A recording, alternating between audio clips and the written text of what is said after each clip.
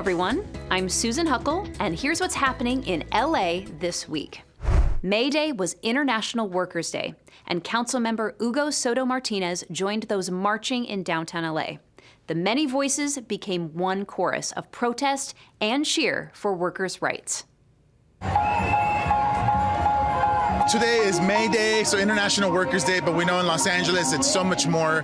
It's a day that the working class community, the immigrant community, and whatever movements are happening come together and we celebrate, we protest, and try to make Los Angeles a little bit better.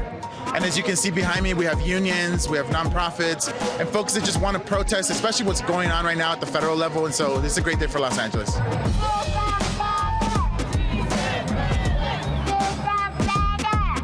I'm with CHIRLA, the Coalition for Humane Immigrant Rights, but this is a coalition effort, and it's called the Los Angeles May Day Coalition. And this year, we have over 90 organizations endorsing, and that's faith-based institutions, that's community-based organizations, and that's even small tenant organizations. So it's about really everybody coming together, all workers across the board. And our theme for this year is one struggle, one fight, all workers unite, right? If you come after one community, one vulnerable community, we're going to stand up together and show you that you're messing with all of us. One struggle, one fight. One struggle, one fight. We're standing today with all workers because we know that right now workers are under attack, families are under attack, the Department of Education is under attack, and we're not going to stand by that. And we want to make sure that we stand in solidarity and push back on these unfair policies that are targeting the working class folks. We have about 40 to 45% unemployment currently right now. How many people are not working right now? That's how many people aren't working right now. I work for the Animation Guild. We're IATSC Local 839. And our members are losing jobs, they're losing their health insurance, they're going on unemployment, they're using the social safety net programs the state has. And if we can get back to work, we don't have to tap into that system.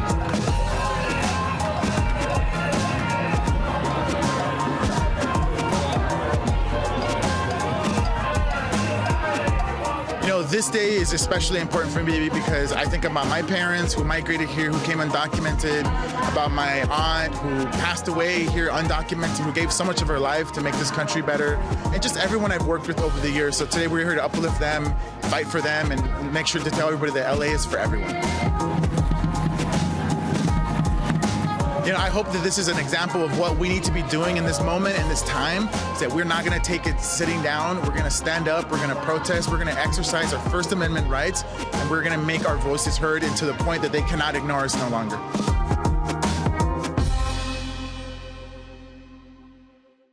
The idea of Denim Day came from an Italian case of injustice and has grown into an annual event. Council members joined in wearing denim to show LA support for victims of sexual assault. Welcome to Denim Day in LA.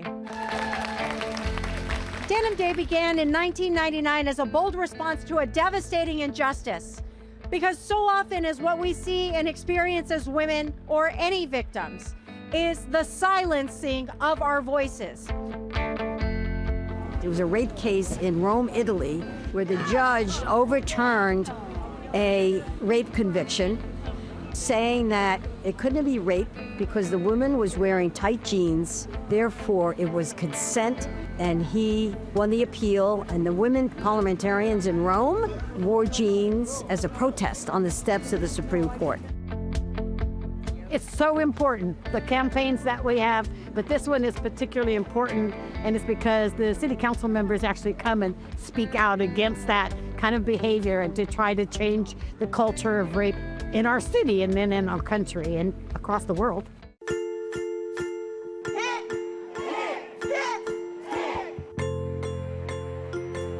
Together we are so much stronger, and together we can ensure that change. In an environment where so often victims are silenced, we together will amplify our voices, and that is what we are here to commemorate each and every day. Today marks 26 years of Denim Day, 26 years of powerful, visible defiance in the face of shame and injustice. 26 years of saying no more. We wear denim as a testimony. We wear denim as resistance. We wear denim to reclaim our stories and stand up to the systems that blamed us, silenced us, and ignored us. We wear denim to say we believe survivors, all survivors. You didn't do anything to deserve the experience that somebody else forced on you. And don't hold it for years and decades. Get some therapy, tell somebody, go to Peace Over Violence, and talk about what you experienced, and talk about how we can make change, and support others that have had the experience. The County of LA declared Denim Day in the county, and the city's Denim Day in the city. LAUSD has declared Denim Day throughout the district, so it's a really important day for LA to pay attention, and hopefully people will learn more about what causes sexual violence and how to prevent it.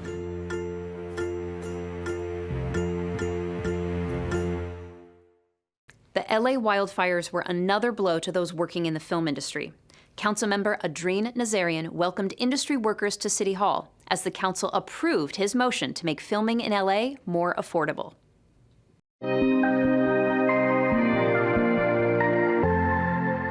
We're in front of City Hall right now.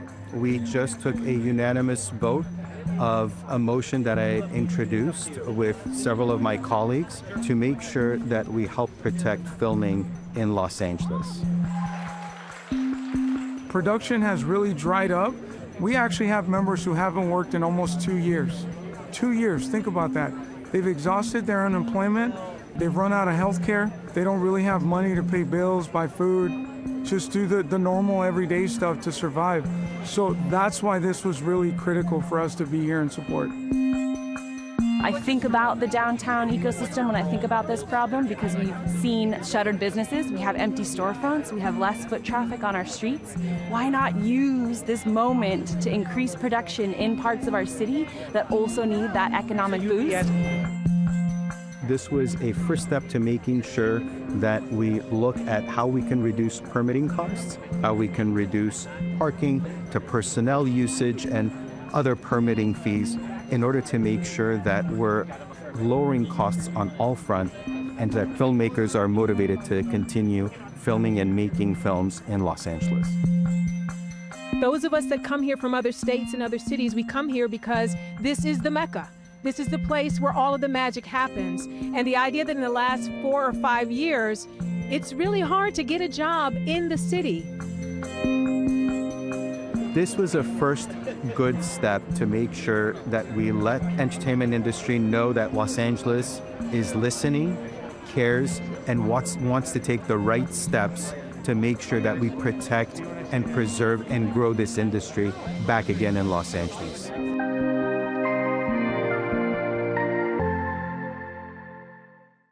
The old zoo area in Griffith Park is giving way to something new. Councilmember Nithya Raman and the Department of Recreation and Parks joined community members to break ground on what will be a new space for the performing arts.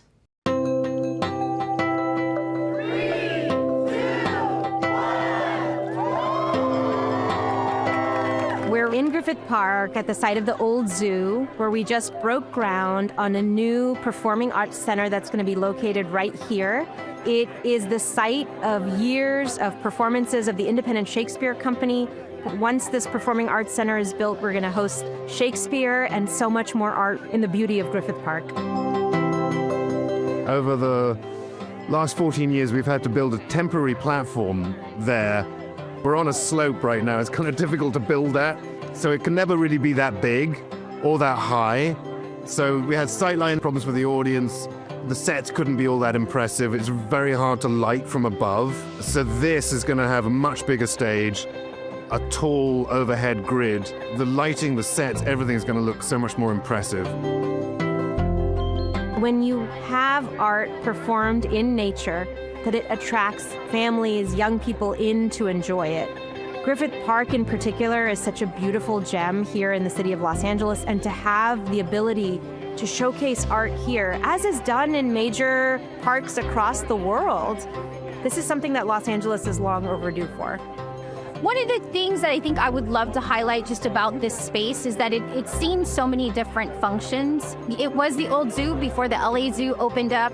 Then it became sort of a picnic area. It's still a space where we congregate, really getting those family moments together. These are places where people celebrate. You know, that's what we say about our parks. They're places where people recreate, but they're also spaces where people celebrate. People have been waiting for the groundbreaking of this theater for a very long time. Actually, my predecessor in this role, Tom LaBonge, first thought about doing this 14 years ago. For me, it's just been an honor to be able to move this project along and carry his dreams forward of making a permanent home for art right here in Griffith Park.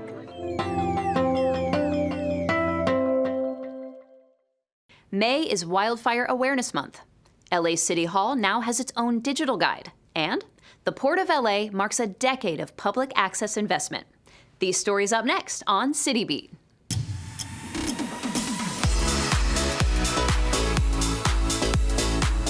In the wake of the LA wildfires, the city's emergency management department wants Angelinos to know that May is Wildfire Awareness Month. Wildfires are unplanned fires that burn in areas like forests, grasslands, and in places with dry brush or heavy vegetation. Depending on weather conditions, these dangerous fires can spread quickly and can devastate the natural landscape, along with neighborhoods and communities. The Emergency Management Department suggests preparing a personal and family communication plan that details how loved ones will communicate and reconnect in the event of a wildfire. Keep a list of your emergency contacts, set up group text in your phone, use social media to share your status, and practice the plan with your family. For more information, visit emergency.lacity.gov/newsletters. A free digital guide to Los Angeles City Hall, which allows users to explore the building's history, architecture, and legacy, is now available online. The guide was made by Project Restore, a nonprofit which uses public-private funding to support historic restorations and upkeep of LA landmarks and public spaces. According to Project Restore, the guide brings behind-the-scenes stories of LA City Hall to life with video, audio commentary, and curated content.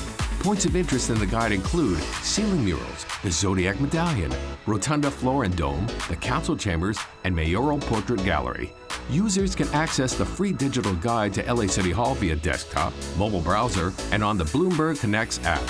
For more information, visit projectrestorela.org/digital-guide. The Port of Los Angeles is celebrating 10 years of its public access investment plan, which puts 10% of its operating income back into the community. According to the Port, the plan links cargo success to community investment and involves greater public input into building projects. Since 2015, the Port has invested over $400 million into San Pedro and Wilmington Harbor communities through waterfront projects, initiatives, and education. Recently completed projects include Wilmington Waterfront, San Pedro Town Square, and road improvements for West Harbor, which is due to open in 2026. New planned public access projects will be announced by the Port later this year. For more information, see the News Release Archive tab at portoflosangeles.org/news.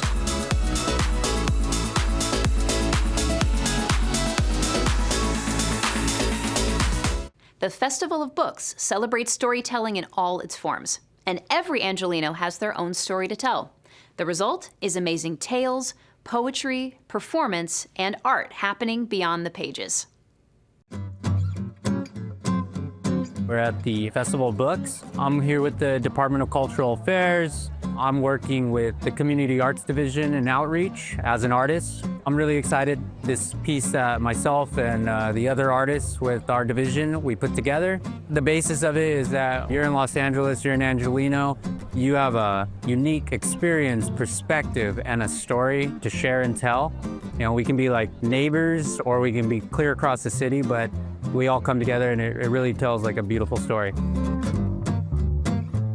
Well, I believe this event, it's great to not only bring the community together, but also to expose everybody to cultural differences and to enhance the knowledge of those experiences.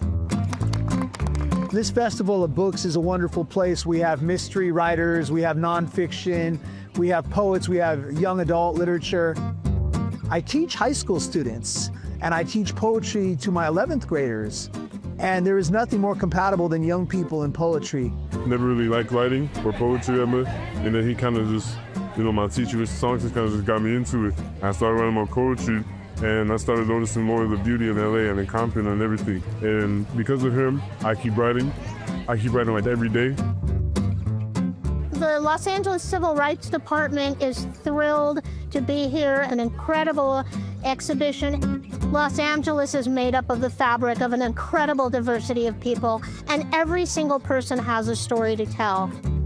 This festival is absolutely lovely. People are just having a great time. The energy is absolutely positive. The kids, adults, everyone is having a fun time. I mean, as an artist, that's all that matters to me, is that people are enjoying themselves and they're just loving the process of making something. It was all hands-on at Expo Park. LA's Public Library and Los Angeles Maker Faire brought a supersized science fair to the park for creators, innovators, and inventors to discover.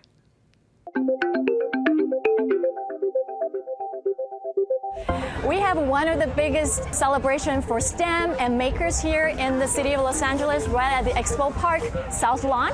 And we have over 250 exhibitors here.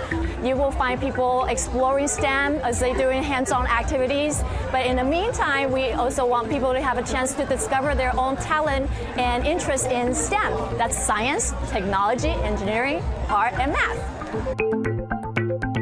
So today I have for you the robotic dog in progress from the Cal State LA Robotic Dog Research Project. This is a dog that is meant to be a guide dog around the campus eventually, particularly for those with any mobility problems that might need help being led around the more complicated parts of the campus.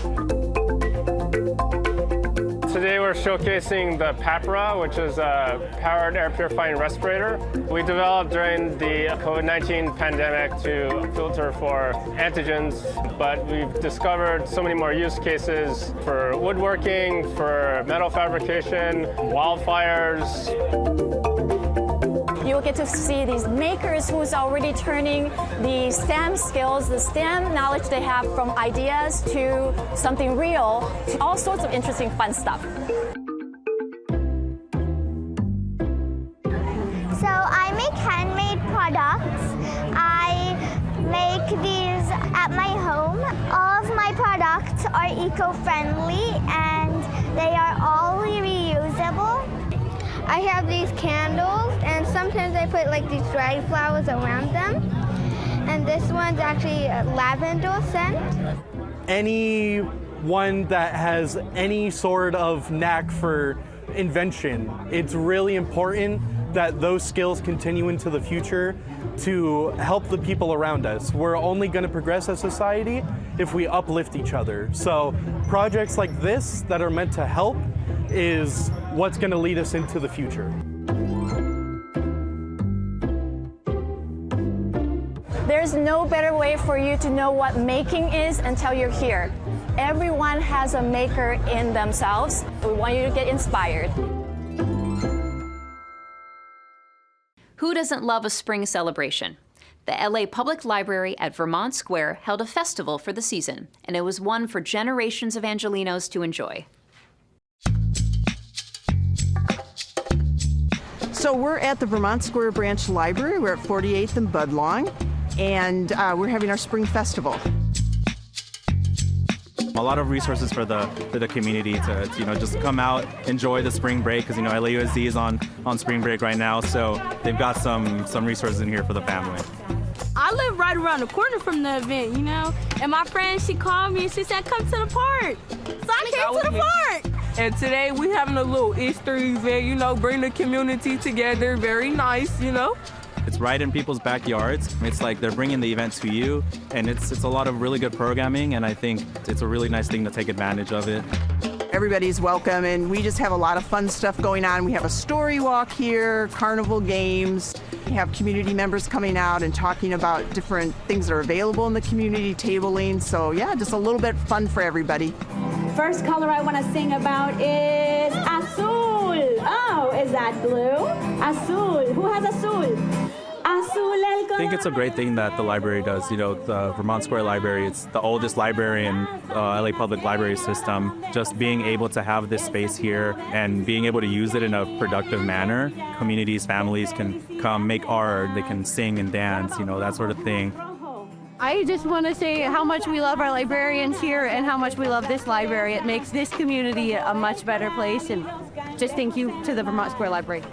Go ahead. I grew up here. I used to go to this library all the time. Yeah, I really love this library, but we moved away. But this is the library that I will return to if we move back over here, and I really love this library. It's very nice. See if you can catch them before they fall. Seeing all the kids that come into the library and the families and meeting new people that didn't really know the library was here, and then they come by and they say, oh, this is the library, and then we invite them in for other events, and it's just great to see old friends and meet new people. A la iguana Pepa con su caminar, verde como las... In this week's feature story, Stephen David Simon of the city's Department on Disability speaks with our Ann Police. He reveals the crucial work of the department, especially as the city gets ready for world visitors in the next couple of years.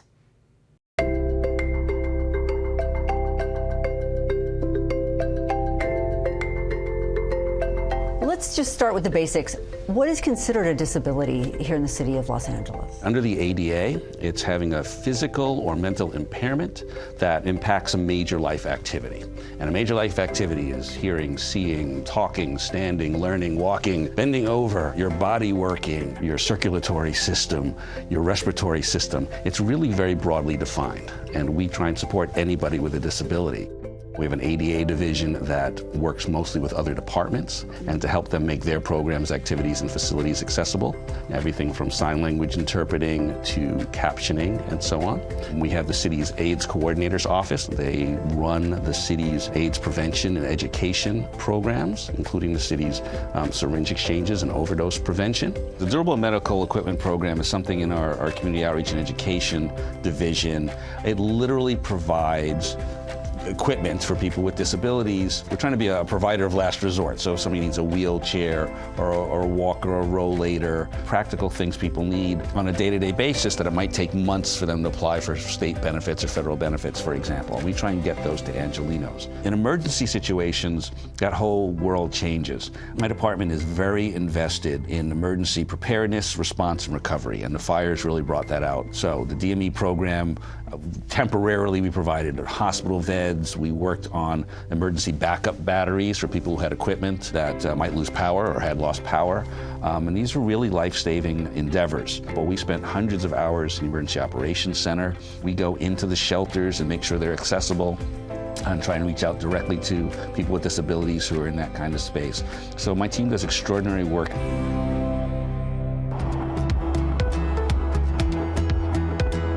How is our transportation as far as people with disabilities are concerned? It's such a high need that it's a tough mandate to get there. So we've got LADOT and our bus systems, we've got Metro and the train system. The beauty is, for example, the trains are much newer than a New York or a Washington. And so we actually have a much more accessible rail route. Our buses are generally accessible, but it's important that we make sure, for example, all our drivers are trained. I have a colleague, I believe he lives in the city of West Hollywood, who has got cerebral palsy, and it's hard for him to board a bus. And he does not use a walker or a wheelchair. He doesn't like to, he can, he does sometimes.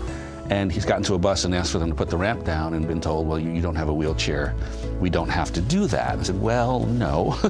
You actually have to do it for anybody that needs that ramp to access it. So sometimes it's education. Again, I think most of our drivers are well trained for city and county or city and metro. But a lot of it's just education. Transportation is huge. And are the Olympics and the FIFA World Cup, are those things you look to and go, okay, this is our drop dead moment. We have to have X amount of things done by this time. We have to. The games are going to have an extraordinary impact on Los Angeles. So the Olympics and Paralympics, the FIFA World Cup, they got a Super Bowl in between there. These already are becoming a driver to make sure accessibility is in place. And we're trying to work with that. The hitch is the scale it needs to be done on is truly extraordinary. But I got to actually travel to Rio for the Paralympics, which was a wonderful moment, and actually sit in on the conversations with the International Paralympic Committee and International Olympic Committee.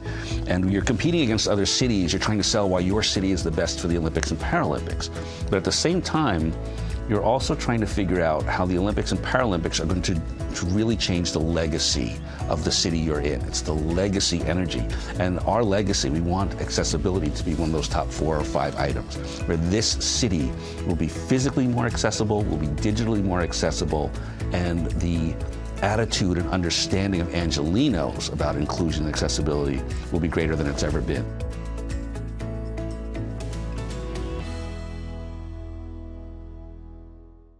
In this week's Things to Do, let's salute recreation in Northridge Park, volunteer to help out in Runyon Canyon, and pay tribute to a Mexican icon at El Pueblo. All this up next on Things to Do.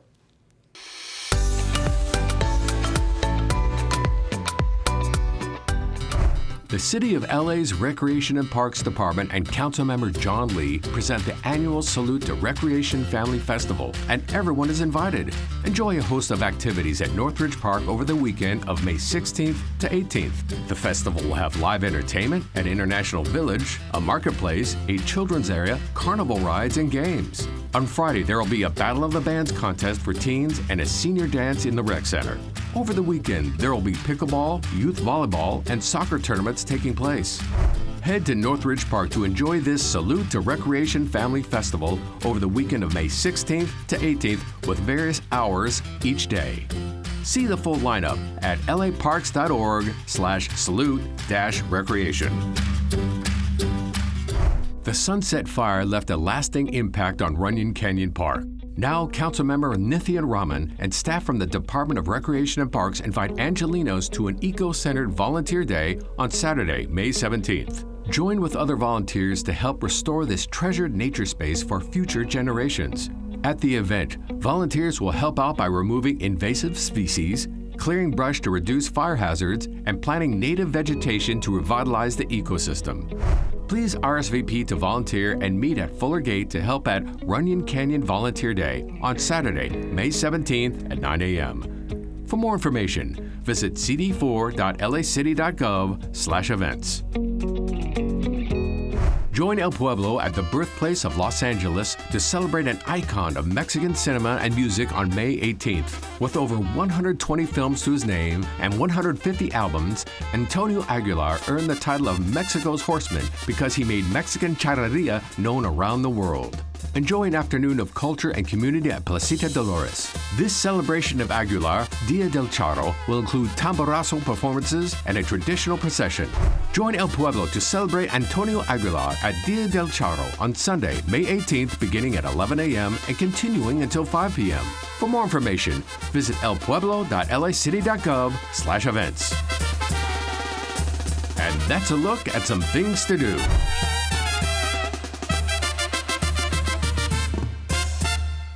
And that's all for this week. I'm Susan Huckle, and from all of us here at LA This Week, thank you so much for joining us. Remember that you can watch us online anytime at lacityview.org. We're also on Instagram, Facebook, X, and YouTube. See you next time for more LA This Week.